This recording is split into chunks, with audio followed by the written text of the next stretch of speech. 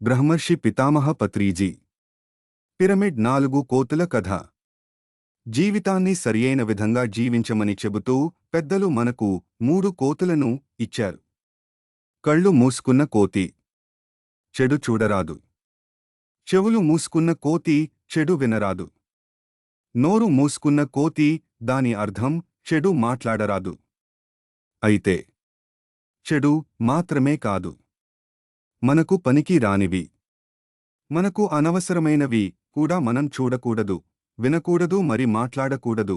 ఇతరులకు పనికి రానివి, ఇతరులకు అనవసరమైనవి కూడా మనం చూడకూడదు, వినకూడదు, మరి మాట్లాడకూడదు.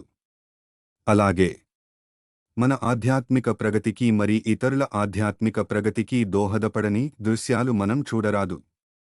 మన ఆధ్యాత్మిక ప్రగతికి మరి ఇతరుల ఆధ్యాత్మిక ప్రగతికి దోహదపడని విషయాలు మనం వినరాదు.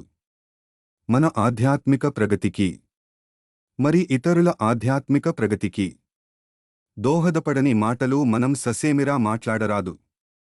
సదా ఆధ్యాత్మిక శాస్త్ర పరంగా చూడవలసినవే చూడాలి.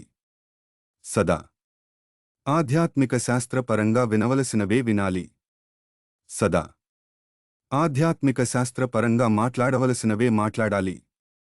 ఇతరత్రా అధికంగా చూడరాదు, ఇతరత్రా అధికంగా వినరాదు, ఇతరత్రా అధికంగా అస్సలు మాట్లాడరాదు. ఇది మన పెద్దలు మనకు ఇచ్చిన 3 కోతుల పూర్ణగాథ.